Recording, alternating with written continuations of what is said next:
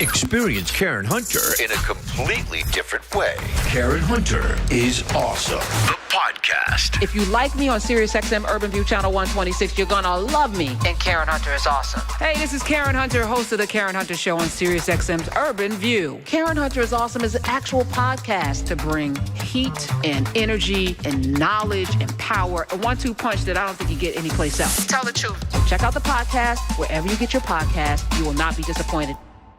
So I'm having these conversations off mic that end up becoming like podcasts because I feel like we need to understand where we are, and we also need to understand where everyone stands. This is the time where we draw the line in the sand. You either with us or against us. Where are you?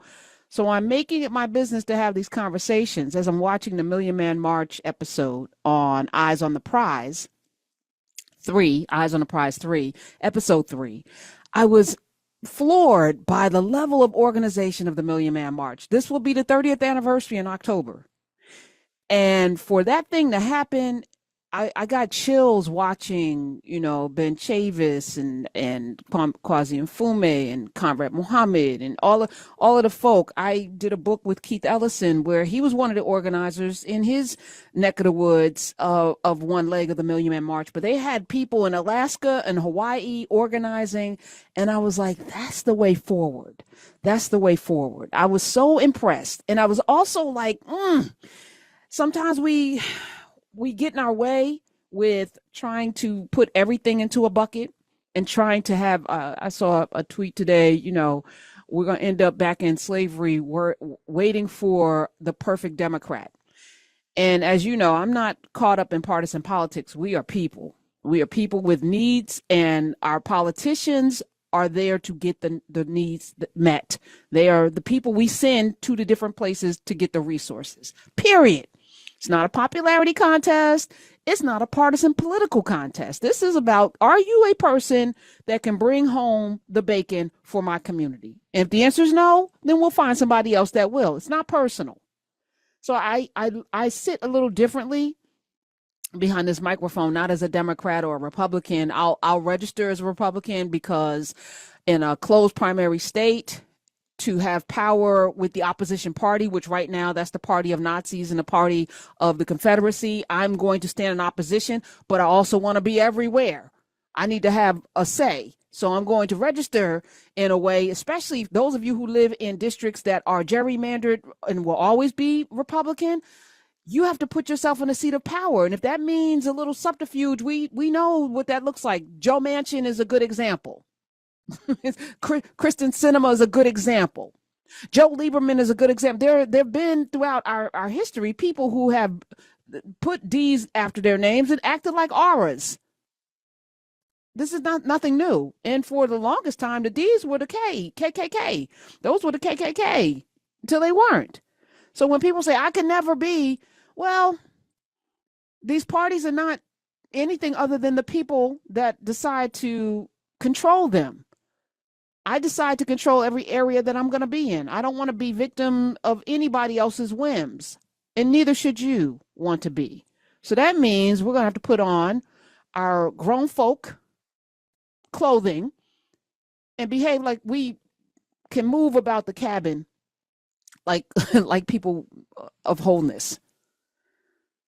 So I say all this to say, having these conversations with people, Jane Elliot today was about reparations because I had her on the show a couple of weeks ago and I got inundated with people. Oh, she's not for reparations for black people. So I don't trust her. She's an op. And I was like, how small and immature. So let me, so I started, first I was defending her and I was like, let me see what she said. And I was like, people don't know what questions to ask her.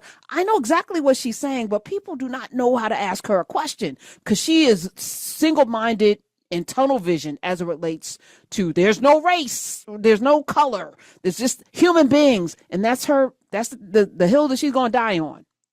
And I agree with her. But how we move from white and black and all to a place where we're all human and then we can fight over other things, because we will. People have been fighting over things since people been here. They're going to fight. We're going to fight. Just this color thing is stupid.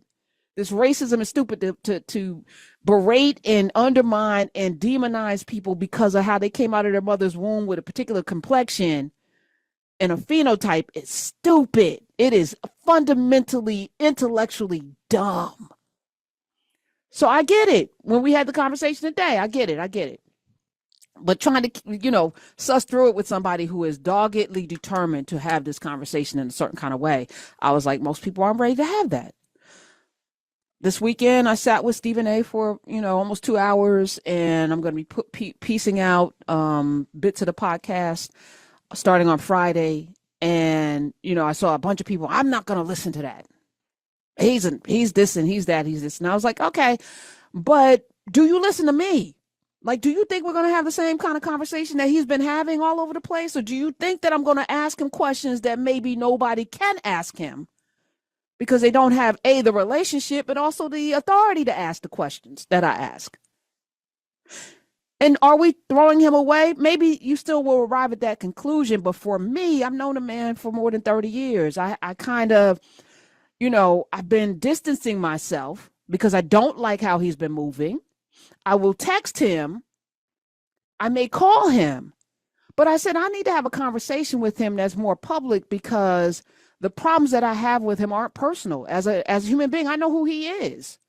I know what drives him. I know why. I know his why. But right now, where we are, we, the people, all of this is this. No. And instead of using this radio platform to excoriate him, I decided to have a conversation with him because I think I owe him that.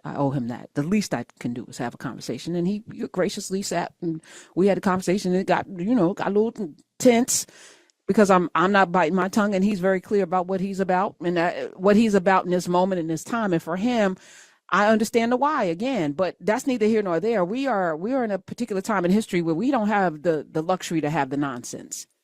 So I'm at least going to have that on record.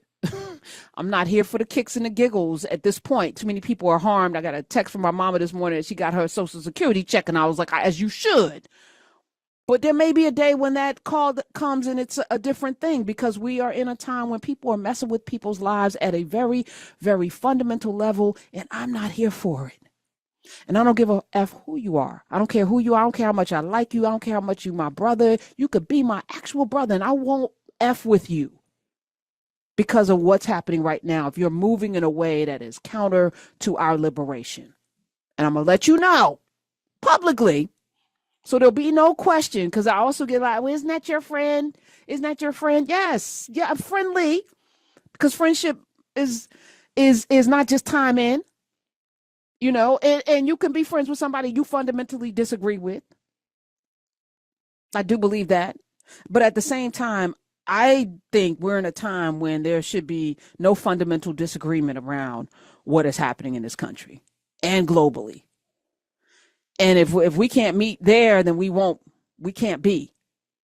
And I mean that. And it goes across the board. And I promise you, there are family members I do not speak to because of how they are moving in the world that I believe is counter to our liberation. And let me just be clear also, me personally am okay, but I'm not okay with most people not being okay. I'm not okay with the state of this union. So whether I can move about the cabin and be okay, that's irrelevant. Because as Fannie Lou Hamer says, my freedom is shackled and chained to yours. Our freedoms are shackled and chained together. So even if I have a little bit of slack on my chain, it's still a chain. And I'm here to bust chains and make change. So watching the Million Man March episode, I was sitting there with a notepad. I was like, oh. And it was another thing that I wanted to express because I'm very strongly, I feel about this. There were, I think Angela Davis had something to say, and Julianne Marveau had something to say about it being only men. Women stay home. And I had a problem with women showing up to the Million Man March. I actually covered it for the New York Daily News. I watched it in Sylvia's restaurant in Harlem. I watched it on the TV there in Harlem because I wanted to be in Harlem. And I could have gone and covered it, but the edict was for men. And I thought it was important for men to do this in this country.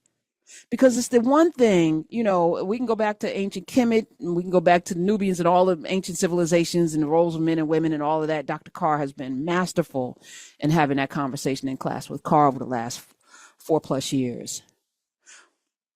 But I also think this country has willfully and purposefully stripped men in particular to the point where we even have this very real but very manufactured rift in our community between men and women. We saw it with Kamala Harris. And even though 80% of 79 point something percent of black men showed up for her, which is the vast majority, that very loud 21%, very hurt, very loud, very definitive in these spaces on YouTube and other places, was harmful to us. And the domino effect of that is hurt people. So you're hurt, and then women are like, I ain't got time for this. I don't need you. And then you're raising children, and they're seeing the dysfunction, and it reverberates, and it becomes our actual reality. What they meant to do, we now carry the water for, and we can't do it. So I was like, it's okay. It doesn't take anything away. Yes, of course. We should come together. But this was specific for men, and that women could not give that moment was a problem for me. It doesn't make you any less of a woman or not as strong. And so but women were still organizing, and that's fine, but this was specific.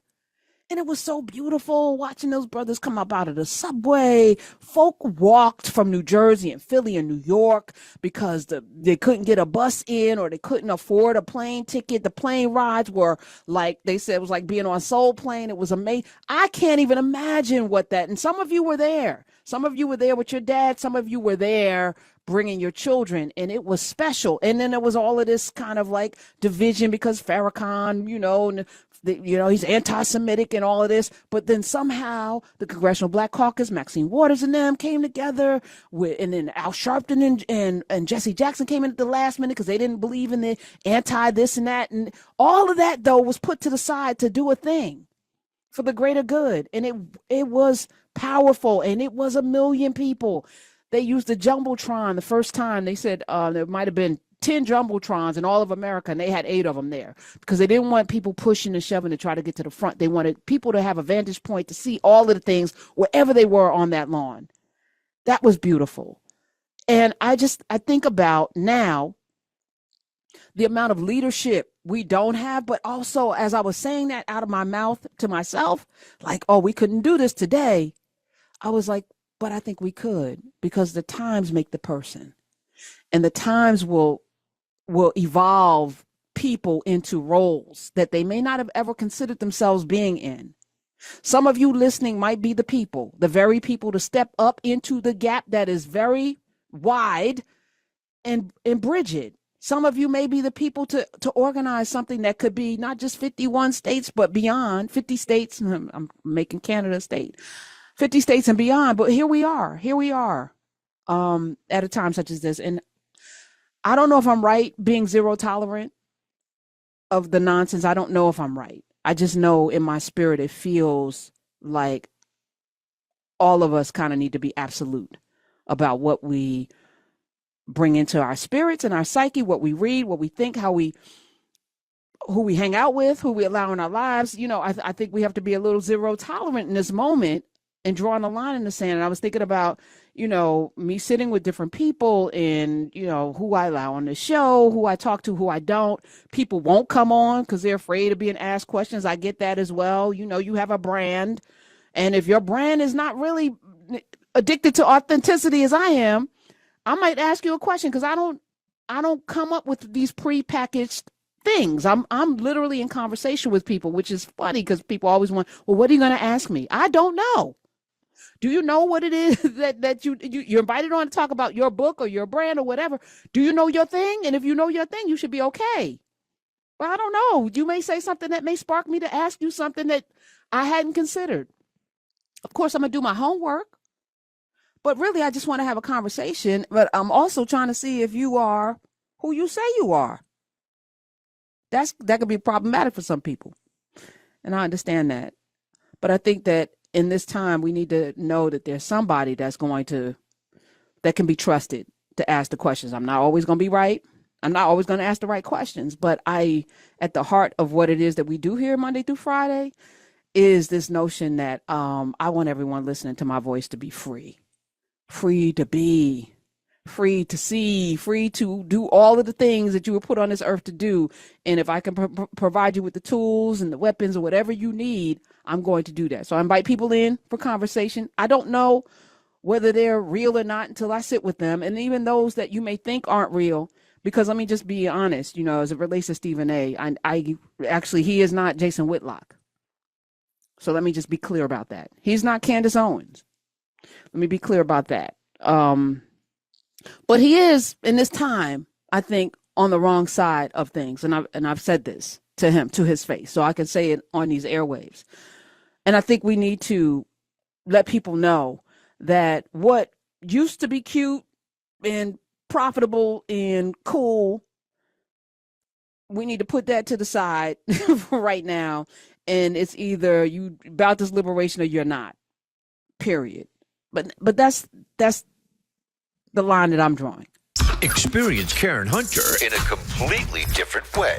Karen Hunter is awesome. The podcast. If you like me on SiriusXM Urban View Channel 126, you're gonna love me. And Karen Hunter is awesome. Hey, this is Karen Hunter, host of the Karen Hunter Show on SiriusXM's Urban View. Karen Hunter is awesome is an actual podcast to bring heat and energy and knowledge and power. A 1-2 punch that I don't think you get anyplace else. Tell the truth. Check out the podcast wherever you get your podcast. You will not be disappointed.